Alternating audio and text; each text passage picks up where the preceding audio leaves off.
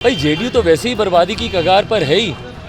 जिस पार्टी के नेता ने ही दूसरे दल के नेता को अपना नेता मान लिया हो। बिल्कुल सही बात है भैया, शरद जी की पार्टी रही थी। शरद यादव जी के समय में पार्टी ने कई नई ऊंचाइयां हासिल करने का उन्होंने काम किया। मुख्यमंत्री जी ने तो अपने हिस्से को छीना है, बल्कि जो हिस्सा उनका नहीं भी बनता था वो भी इन्होंने अपने शीर्ष नेताओं से छीन कर अपने पास इन्होंने रखने का काम किया। भले वो जॉर्ज साहब के साथ इनकी अदावत हो या शरद यादव जी के साथ जिस तरीके से इनका व्यवहार रहा हो। बिल्कुल सही बात है भैया, शरद जी की पार्टी रही थी। उससे पहले समता पार्टी को जिस तरीके से जॉर्ज साहब ने मजबूती प्रदान करने का काम किया, बाद में किस तरीके से ये लोग साथ में जुड़े। शरद यादव जी के समय में पार्टी ने कई नई ऊंचाइयां हासिल करने का उन्होंने काम किया।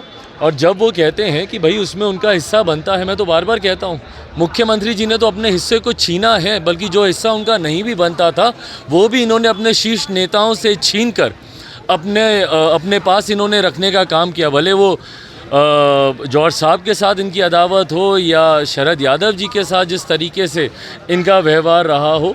तो ऐसे में बिल्कुल सही बात है जब उपेंद्र जी कहते हैं कि वो अपना हिस्सा नहीं छोड़ेंगे, बट अंतोगत्वा वो क्या फैसला लेते हैं नहीं लेते हैं ये कुशवाहा जी को ही सोचना। उपेंद्र कुशवाहा ने ये साफ कर दिया है कि तेजस्वी यादव का नेतृत्व वे कभी नहीं स्वीकार करेंगे। उपेंद्र कुशवाहा सर ये भी बोल रहे हैं भाई उनकी व्यक्तिगत राय हो सकती है। महागठबंधन और नीतीश जी की नेतृत्व को छोड़कर तेजस्वी जी का नेतृत्व अपनाती है तो जेडीयू बर्बाद हो जाएगी, खत्म हो जाएगी। भाई जेडीयू तो वैसे ही बर्बादी की कगार पर है ही।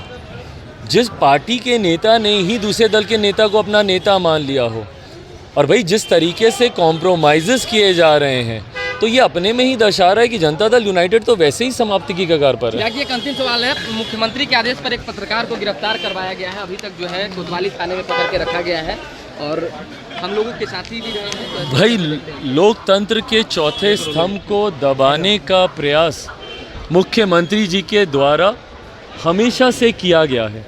मुख्यमंत्री जी भारतीय राजनीति के एक ऐसे नेता हैं जिन्हें आलोचना पसंद नहीं है, जबकि लोकतंत्र की खूबसूरती ही यही होती है कि भैया सत्ता पक्ष जहाँ है तो वहीं विपक्ष भी उतना ही मजबूत होना चाहिए।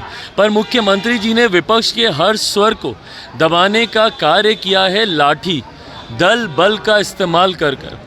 और उसी का ही ये ताज़ा उदाहरण है जिसकी लोक जनशक्ति पार्टी कड़े शब्दों में निंदा करती है।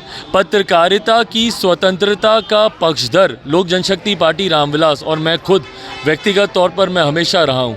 ऐसे में पत्रकारों के ऊपर इस तरीके का उत्पीड़न कहीं से भी जायज़ नहीं। छपरा जाएंगे क्या? छपरा जाएंगे क्या? मैं बिल्कुल भाई, मैं अभी भी मैं जा रहा हूँ। मेरी जानकारी में दिया गया है कि एक युवक, 3 में से एक युवक मौत हो गई। मौत हो गई नहीं, पर एक एडमिट है ना यहाँ पे। हाँ, तो अब उनका भी अभी निधन हुआ। हाँ, तो अभी हम लोग अस्पताल उन्हीं को ही देखने जाने का भी है। पर हाँ, हम लोग छपरा का भी कार्यक्रम बनेगा।